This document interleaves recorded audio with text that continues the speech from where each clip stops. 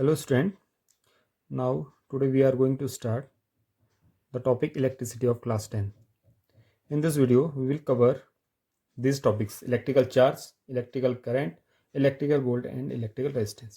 जो ये वीडियो बनने जा रहा है, इस वीडियो में मैं आपको बहुत सारी चीज़ें इस तरीके से क्लियर करवाऊंगा जिसको आप एक बार अगर समझ जाएं तो आप इलेक्ट्रिसिटी चैप्टर को एकदम क्लियर हो जाएगा। आपका इलेक्ट्रिसिटी चैप्टर में आपके जो भी डाउट्स हैं वो मैं आपको वीडियो एनिमेशन के थ्रू आपको ये चीज़ें मैं क्लियर करवाने जा रहा हूँ। तो सबसे पहले हम स्टार्ट करते हैं कि जो इलेक्ट्रिसिटी होती है वो होती क्या है।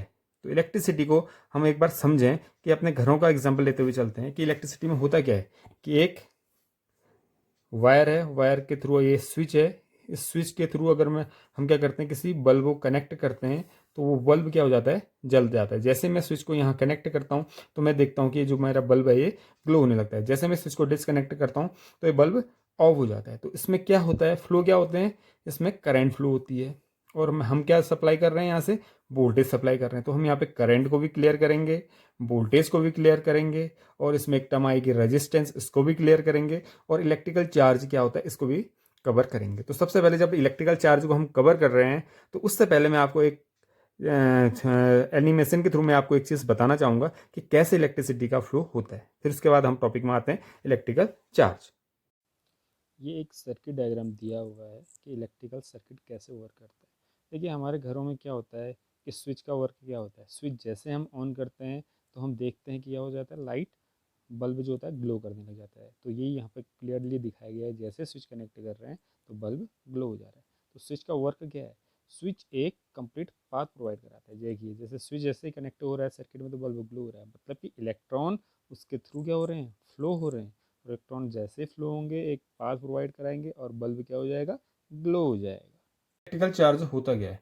Electrical charge is a physical property of the matter that cause it experience a force. मतलब कि एक ये प्रॉपर्टी होती है जिसकी वजह से वो क्या करता है, एक्सपीरियंस फोर्स करता है। देखिए अगर इलेक्ट्रिकल चार्ज को मैं समझूं तो सबसे पहले हम बात करेंगे एटम की कि एटम होता क्या है। देखिए हर चीज़ एटम से मिलकर बनी हुई है। आप, मैं या कोई भी चीज़, जैसे ये बोल्ड है, ये मेरी स्केज है, ये सारी चीज़ें एटम से मिलकर बनी हुई है। कि एटम जो है इस तरीके से एटम एक दूसरे के पास पास फैले हुए होते हैं। अब इन एटम की क्या प्रॉपर्टी है और यहाँ से इलेक्ट्रिसिटी कैसे पैदा हो रही है, ये चार्ज कैसे पैदा हो रहा है, ये चीज़ें एक बार क्लियर करते हैं। देखिए सबसे पहले मैं आपको पहले एटम का स्ट्रक्चर बताऊं। ये बीच में एटम के, हर एटम के साथ ये होगा, यहाँ पे पॉजिटिव चार्ज होता है। क्यों? क्योंकि इसको हम कहते हैं न्यूक्लियस। ठीक है, न्यूक्लियस में क्या होते हैं, प्रोटॉन एंड न्यूट्रॉन, ये दो चीजें होती हैं। प्रोटॉन में होता है पॉजिटिव चार्ज और न्यूट्रॉन जो होता है इसमें कोई चार्ज नहीं होता है। ये क्या होता है, न्यूक्लियस होता है। अब इसके बाहर न्यूट्रल होते हैं ये, और इसके बाहर क्या होता है, इलेक्ट्रॉन्स होते हैं। ये इसको हम कहते हैं ऑर्बिट्स। डिफरेंट डिफरेंट ऑर्बिट्स होते हैं और इस ऑर्बिट्स में क्या होते हैं, इलेक्ट्रॉन्स के चारों ओर घूमते रहते हैं। ठीक है, अब क्या होता है कि जब ये इलेक्ट्रॉन है ये इस प्रोटॉन, ये न्यूक्लियस से क्या होते हैं, जुड़े हुए रहते हैं, मतलब इससे बाहर नहीं जा पाते। क्यों? क्योंकि इसका जो ओवरऑल चार्ज है ये पॉजिटिव होता है, क्योंकि प्रोटॉन प्लस न्यूट्रॉन से मिलकर बने रहते हैं। न्यूट्रॉन में कोई चार्ज नहीं है, प्रोटॉन में पॉजिटिव चार्ज है, तो ओवरऑल चार्ज इसका पॉजिटिव रहेगा। इलेक्ट्रॉन्स में क्या होते हैं, नेगेटिव चार्ज होते हैं। ठीक है, तो इस वजह ऐसे जो है हर एटम इस तरीके से बना रहता है, तो हम इसको कहते हैं एटॉमिक स्ट्रक्चर। ये एटम का एक स्ट्रक्चर होता है। देखिए इसको हम समझते हैं कि कैसे एटम घूमते हैं और कैसे इसमें जो इसमें इलेक्ट्रॉन्स होते हैं वो कैसे न्यूक्लियस के चारों ओर घूमते हैं। ये जो डायग्राम है ये ऑटोमिक स्ट्रक्चर का डायग्राम दिख रहा है। ऑटोमिक स्ट्रक्चर में जो मिडिल पार्ट है जिसमें ग्रीन एंड रेड कलर के जो डॉट्स दिख रहे हैं ये प्रोटॉन और न्यूट्रॉन को शो कर रहे हैं। और उसके बाहर जो ऑर्बिट्स होते हैं, इस ऑर्बिट्स में जो है इलेक्ट्रॉन्स चारों ओर चक्कर काटते रहते हैं। अब ये जो इलेक्ट्रॉन्स हैं इस ऑर्बिट को छोड़ के बाहर नहीं गिरते हैं। क्यों नहीं गिरते हैं? क्योंकि जो इलेक्ट्रॉन्स हैं उसमें नेगेटिव चार्ज होता है और जो प्रोटॉन होते हैं वो पॉजिटिव चार्ज होते हैं और न्यूट्रॉन जो है न्यूट्रल होते हैं, उसमें कोई चार्ज नहीं होता। तो ओवरऑल जो न्यूक्लियस है वो पॉजिटिव चार्ज रहता है और इलेक्ट्रॉन्स में नेगेटिव चार्ज होने की वजह से वो उसको अपनी ओर अट्रैक्ट कर रहता है, जिससे वो ऑर्बिट को छोड़ के बाहर नहीं जाते हैं। देखिए अभी हमने यहाँ पर एटम के बारे में पढ़ा था कि जो एटम है उसमें प्रोटॉन और न्यूट्रॉन इसके न्यूक्लियस में होते हैं और बाहर क्या होते हैं, इलेक्ट्रॉन होते हैं। और हमने अभी पढ़ा इलेक्ट्रॉन में क्या होता है, नेगेटिव चार्ज, और जो न्यूक्लियस है उसमें पॉजिटिव चार्ज होता है। अब देखिए यहाँ पर हम बात कर रहे हैं कि नेगेटिव एंड पॉजिटिव चार्ज। तो ये चार्ज की बात आ रही है, नेगेटिव एंड पॉजिटिव चार्ज, और ये कैसे निकल के आ रहा है, ये कैसे पैदा होता है, इस चीज़ को भी इस वीडियो में अभी समझ लेते हैं। देखिए क्या होगा कि जो नॉर्मली एटम होता है वो अभी नॉर्मल, इसमें अभी हम कोई चार्ज नहीं दिखाएंगे, एक तरीके से न्यूट्रल दिखेगा। लेकिन होता क्या है, जो इसके बाहर जो इलेक्ट्रॉन है, अगर ये इलेक्ट्रॉन इसके ऑर्बिट को छोड़ के बाहर निकल जाए, मतलब कि इस ऑर्बिट से, इसमें के चारों ऑर्बिट्स होते हैं, देखिए बहुत सारे ऑर्बिट होते हैं इस तरीके से, ये ऑर्बिट्स हैं। अब जो लास्ट ऑर्बिट है, इस ऑर्बिट को छोड़ के इलेक्ट्रॉन्स क्या हो जाए, बाहर आ जाए। तो इलेक्ट्रॉन में हमने अभी पढ़ा था नेगेटिव चार्ज होता है, जैसे इलेक्ट्रॉन इस ऑर्बिट को छोड़ के बाहर निकलेगा तो यहाँ पे क्या आ जाएगा, पॉजिटिव चार्ज आ जाएगा। जैसे आप समझ सकते हैं कि अगर कहीं पे पानी, अगर किसी कीचड़ की वाली जगह है, वहाँ पे पानी इकट्ठा है और मैं वहाँ से पानी को निकाल के बाहर फेंक दूँ, तो आपको क्या कैसा लगेगा, वहाँ पर को सूखा सूखा सा दिखने लगेगा। तो वही चीज़ है कि यहाँ से अगर नेगेटिव चार्ज निकल के बाहर आ जाएगा तो हमें ऐसा लगेगा कि यहाँ पे क्या है, पॉजिटिव चार्ज आ गया। जैसे इलेक्ट्रॉन निकल के बाहर आ गया तो उसमें पॉजिटिव चार्ज आ जाता है। तो ये ऐसे यहाँ पे क्या आता है, पॉजिटिव चार्ज पैदा होता है। और जैसे ही इलेक्ट्रॉन निकलता है बाहर, और बाहर निकलने के बाद वो किसी दूसरे एटम के पास जाके उसके ऑर्बिट में जाके यहाँ बैठ जाएगा, और इसमें होता है नेगेटिव चार्ज, तो इस एटम में क्या आ जाएगा, नेगेटिव चार्ज आ जाएगा। तो ऐसे पॉजिटिव और नेगेटिव चार्ज निकल के आता है। देखिए इस वाली पार्ट को हम एक वीडियो के थ्रू समझते हैं कि कैसे पॉजिटिव और नेगेटिव चार्ज पैदा होते हैं। What is charge? देखिए चार्ज को पहले समझते हैं कि चार्ज होता क्या है। यहाँ पे हम पहले डायग्राम में आ जाते हैं कि चार्ज में हो क्या रहा है। देखिए दो तरीके के चार्ज दिख रहे हैं इसमें, एक पॉजिटिव चार्ज है और एक नेगेटिव चार्ज है। जब ये कोई आदमी अपने सर में कंघी या किसी और चीज़ को रगड़ता है तो हम देख सकते हैं कि जो बालों में है उसमें पॉजिटिव चार्ज आ जाता है और जो कंघी है वो नेगेटिव चार्ज हो जाती है। फिर हम नेगेटिव चार्ज को, अगर वो दूसरे साइड जो डायग्राम दिख रहा है, नेगेटिव चार्ज को उसके पास ले जाते हैं तो नेगेटिव चार्ज जो है नेगेटिव चार्ज को रिपल करता है और पॉजिटिव चार्ज को अपनी ओर अट्रैक्ट करता है, जो दिख रहा है। इस diagram we can watch clearly कि कैसे चार्ज अट्रैक्ट करते हैं और कैसे चार्ज रिपल करते हैं। देखिए जब सेम चार्ज होगा, जब पॉजिटिव और पॉजिटिव होगा या नेगेटिव नेगेटिव होगा, वो एक दूसरे को रिपल करेंगे। इस डायग्राम में देखिए पॉजिटिव चार्ज को रिपल कर रहा है और पॉजिटिव चार्ज जो है नेगेटिव चार्ज को अपनी ओर अट्रैक्ट कर रहा है। देखिए ये देखिए अब आपको ये तो समझ में आ गया होगा कि पॉजिटिव चार्ज क्या होता है और नेगेटिव चार्ज क्या होता है। और पॉजिटिव चार्ज और नेगेटिव चार्ज के बारे में आपने ये भी समझ लिया है कि पॉजिटिव चार्ज और नेगेटिव चार्ज में क्या होता है, अगर दो पॉजिटिव पॉजिटिव चार्ज अगर आपस में होंगे तो वो एक दूसरे को क्या करेंगे, रिपल करेंगे, एक दूसरे को अपने से दूर भेजेंगे। अब जब एक पॉजिटिव और एक नेगेटिव चार्ज होता है तो वो एक दूसरे को क्या करते हैं, एक दूसरे की ओर अट्रैक्ट करते हैं, पास लाने की कोशिश करते हैं। तो अब क्या होता है, देखिए इसमें एक टर्म आती है फ्री इलेक्ट्रॉन्स। क्या होते हैं, ये अगर न्यूक्लियस है, बाहर इलेक्ट्रॉन्स फ्लो हो रहे हैं, ये इलेक्ट्रॉन यहाँ से बाहर निकल के आ जाए, तो इस इलेक्ट्रॉन जब ये ऑर्बिट को छोड़ के बाहर आ जाता है तो इसको हम कहते हैं फ्री इलेक्ट्रॉन। और यही फ्री जो इलेक्ट्रॉन होता है, यही फ्री इलेक्ट्रॉन क्या करता है, इलेक्ट्रिसिटी को फ्लो करवाता है, और इसी की वजह से इलेक्ट्रिसिटी क्या होती है, फ्लो होने लगती है। देखिए ये डायग्राम बहुत ज़्यादा इंपॉर्टेंट है, इस डायग्राम को समझना ज़्यादा ज़रूरी है क्योंकि ये डायग्राम हमें बताता है कि इलेक्ट्रिसिटी का फ्लो कैसे होता है। देखिए डायग्राम में आ जाते हैं, डायग्राम में ऑर्बिट्स दिख रहे हैं, उस ऑर्बिट्स में जो है इलेक्ट्रॉन्स उसके चारों ओर, न्यूक्लियस के चारों ओर घूम रहे हैं। अब देखिए इस डायग्राम में हम देखते हैं कि एक जो बाहर वाला ऑर्बिट है उससे जो है इलेक्ट्रॉन है वो बाहर निकलता है और बाहर निकलने के बाद वो बाहर घूमने लगता है। लेकिन फिर आप देख रहे हैं कि दोबारा से ऑर्बिट में चला जा रहा है, लेकिन वो दोबारा ऑर्बिट में नहीं जा रहा है, वो जो डायग्राम है वो रिपीट हो रहा है, तो हमें ऐसा लग रहा है कि वो दोबारा से अपने ऑर्बिट में जाके मिल गया है।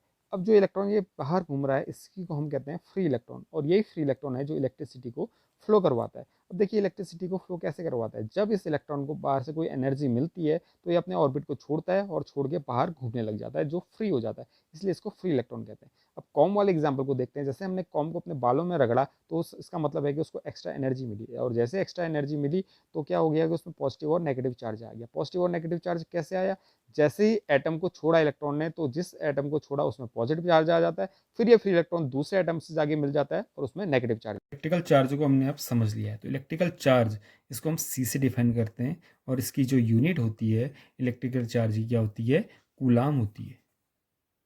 क्या होती है, कूलाम। तो इलेक्ट्रिकल चार्ज की जो यूनिट होती है वो होती है कूलाम। ठीक है, अब इलेक्ट्रिकल चार्ज को हमने यहाँ पे को समझ लिया। अब हम आ जाते हैं इलेक्ट्रिकल करंट में। तो देखिए इलेक्ट्रिकल करंट क्या होती है, इलेक्ट्रिकल करंट क्या है, द फ्लो ऑफ इलेक्ट्रॉन्स।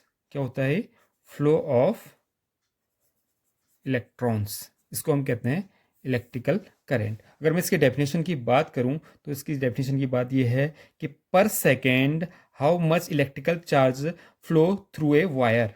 मतलब कहने का मतलब है कि अगर ये कोई सर्किट है, इस सर्किट में कितना इलेक्ट्रिकल चार्ज जो है वो फ्लो हो रहा है, कितना इलेक्ट्रिकल चार्ज इसमें फ्लो हो रहा है, कब, पर सेकेंड, किसी एक टाइम ड्यूरेशन में। तो इलेक्ट्रिकल करंट इसकी यूनिट होती है एम्पियर, जिसको हम एम्पियर शो करते हैं। Ampere I is equal to होता है क्यू अपॉन टी। ये तो अब थ्योरेटिकल हम बात कर रहे हैं, थ्योरेटिकल बात कर रहे हैं तो क्यू अपॉन टी का मतलब है कि कूलाम अपॉन सेकेंड, और इसी कूलाम अपॉन सेकेंड को हम क्या बोलते हैं, एम्पियर बोलते हैं। ये तो थ्योरेटिकल बात होगी। अब हम थ्योरेटिकल बात में ना जाके हम इसको प्रैक्टिकली समझते हैं कि ये होता क्या है और कैसे इलेक्ट्रिसिटी इसमें फ्लो होती है। नाउ अब देखिए हम समझते हैं इलेक्ट्रिकल करंट क्या होती है। देखिए हम एक एग्जांपल से समझते हैं कि यहाँ पे दो टैंकी हैं।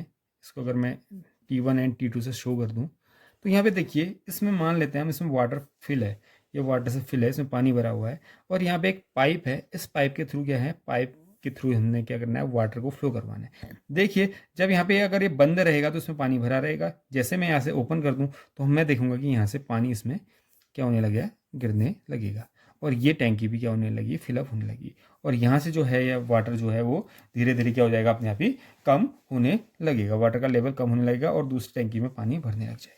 ठीक है, तो इस तरीके से देखिए कि इसमें पानी भरने लग गया और ये टैंकी क्या हो गई, कम होने लगी। अब एक कंडीशन ऐसे आएगी जब इसमें और इसमें दोनों में जो वाटर का लेवल है वो सेम लेवल में आ जाएगा। जैसे यहाँ भी इतना है तो यहाँ पे भी सेम लेवल में वाटर का लेवल, वाटर का जब लेवल आ जाएगा, फिर क्या होगा कि आप देखेंगे कि इसके थ्रू अब वाटर फ्लो नहीं होगा। इसके थ्रू जो वाटर था, पानी था, वो अब फ्लो नहीं होगा, इसके अंदर से कोई भी पानी अब बहने लगेगा। तो यही चीज़ है, यहाँ पर हम पोटेंशियल को भी क्लियर करेंगे कि पोटेंशियल क्या होता है, पोटेंशियल कब फ्लो होता है और वो कैसे फ्लो होता है। देखिए अब इस चीज़ को हम समझते हैं। पहले मैं आपके लिए इसमें एक वीडियो दे रहा हूँ, उस वीडियो को आप देखिए कि हो क्या रहा है, फिर मैं आपको यहाँ पे ये चीज़ें समझाता हूँ। इलेक्ट्रिकल करंट क्या होती है और इलेक्ट्रिकल वोल्टेज क्या होता है, इसका कॉन्सेप्ट हम इस डायग्राम के थ्रू क्लियर करते हैं। देखिए इलेक्ट्रिकल वोल्टेज क्या है, वोल्टेज एज ए प्रेशर होता है। जो प्रेशर है उस प्रेशर की वजह से क्या होता है, इलेक्ट्रॉन्स फ्लो होते हैं, और इलेक्ट्रॉन्स जहाँ फ्लो होंगे वहाँ इलेक्ट्रिसिटी फ्लो होगी। तो वही इस डायग्राम में हम समझेंगे कि जब प्रेशर मिलेगा तो क्या होगा, वाटर फ्लो होगा, तो वाटर एज ए करेंट की तरह वर्क करेगा, जो करंट फ्लो होगी, और जो वोल्टेज है वो वोल्टेज प्रेशर की तरह वर्क करेगा। और जहाँ पर एरो से आप समझ सकते हैं कि ये इलेक्ट्रॉन जैसे फ्लो हो रहे हैं वैसे वाटर इसमें फ्लो हो रहा है। देखिए अब क्या होता है, आपने देख लिया है कि कैसे हम कह सकते हैं कि जो प्रेशर होता है इसको हम वोल्टेज कहेंगे, और जो फ्लो होता है लिक्विड का उसको हम क्या कहेंगे, करंट कहेंगे।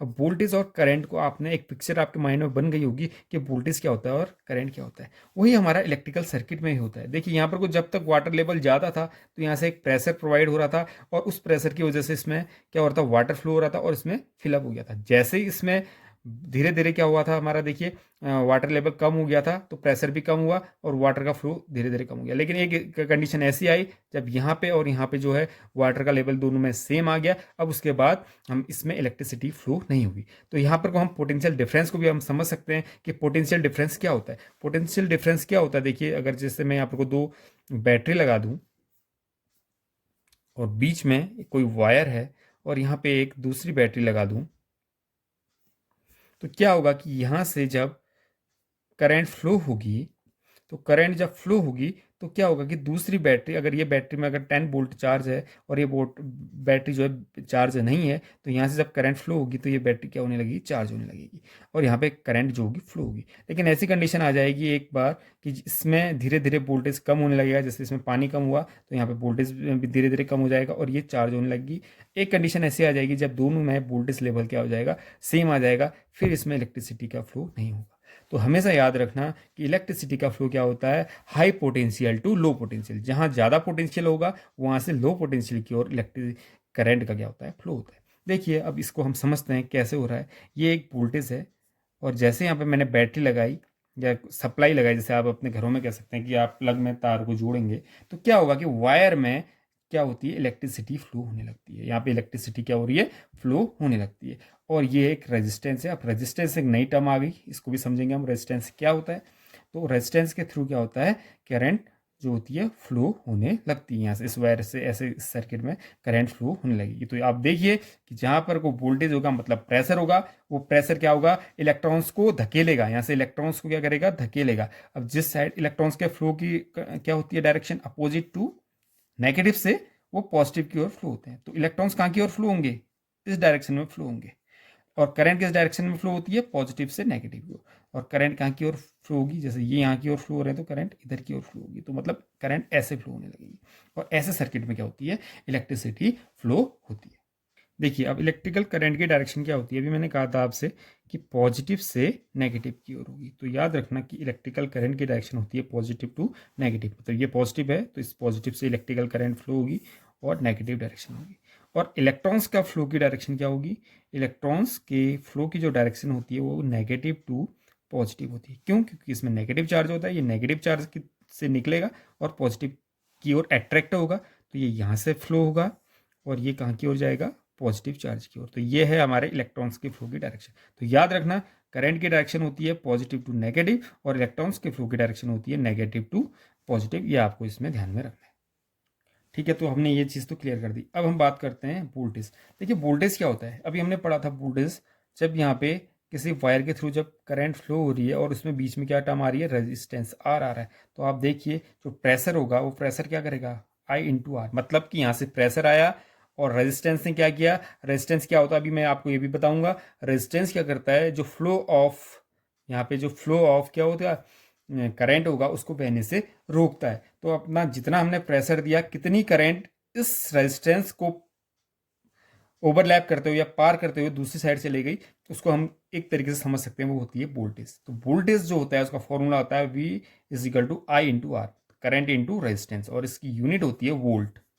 इसकी यूनिट क्या होती है, वोल्ट। और इससे हम डिनोट करते हैं वोल्टेज को। ठीक है, अब अभी तो मैं आपको जो है प्रैक्टिकली बता रहा हूँ, मैं थ्योरेटिकली नहीं जा रहा हूँ। थ्योरेटिकली हम इसको कल समझेंगे, जो नेक्स्ट वीडियो बनाऊंगा मैं उसमें आपको थ्योरेटिकली जो आपकी जो भी डेफिनेशन है बुक्स के अकॉर्डिंग वो आपको मैं समझाऊंगा। क्योंकि अभी तो मैं आपका बेस तैयार कर रहा हूँ। अगर ये बेस एकदम क्लियर हो जाएगा, ये पिक्चर समझ में आ जाएगी, तो फिर आपको चीज़ें आसानी से समझ में आने लग जाएंगी। तो अब हम आते हैं अगले टॉपिक में, रेजिस्टेंस क्या होता है। तो रेजिस्टेंस को अब हम इसमें समझते हैं। देखिए पहले उसके लिए एक मैं आपको वीडियो दे रहा हूँ, उस वीडियो को आप देखिए, रेजिस्टेंस क्या होता है, फिर हम आते हैं रेजिस्टेंस में।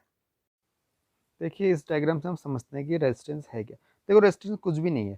रेजिस्टेंस क्या करता है, जो फ्लो हो रहा है ना इलेक्ट्रॉन्स का, उसको रोक देगा। अब आप इस डायग्राम में क्लियरली देखिए, देखिए यहाँ पे फ्लो जो है इलेक्ट्रॉन्स का बड़ा प्यार से हो रहा है, बहुत अच्छे से इलेक्ट्रॉन्स फ्लो हो रहे हैं। लेकिन यहाँ पे क्या हुआ, रेजिस्टेंस जैसे आएगा, रेजिस्टेंस क्या करेगा, रोक देगा। अब देखिए फ्लो जो है ऑटोमेटिकली कम हो गया इलेक्ट्रॉन्स का।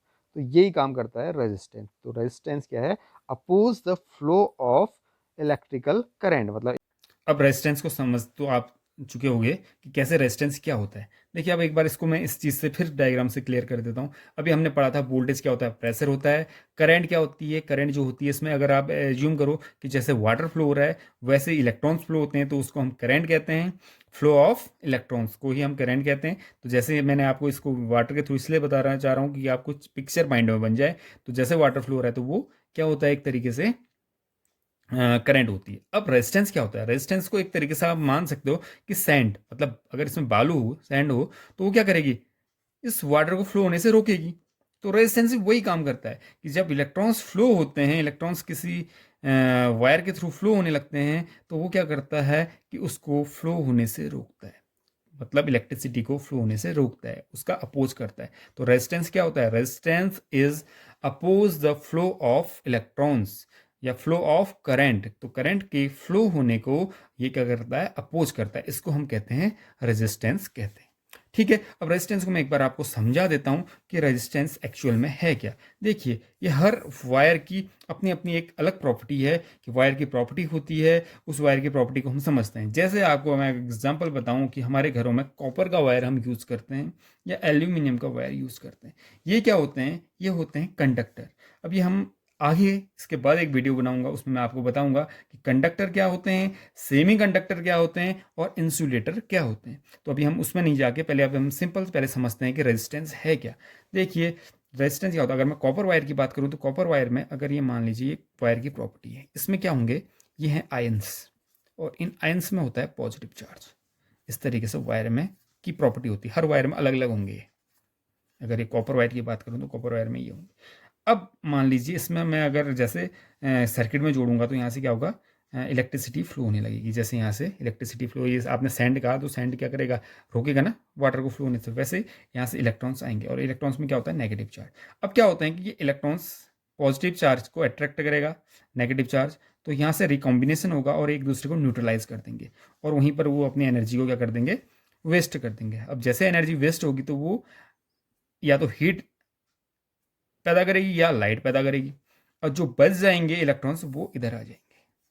तो देखिए कुछ इलेक्ट्रॉन्स क्या हो गए, यहीं पे खत्म हो गए और कुछ ही इलेक्ट्रॉन्स दूसरी साइड जा पाए।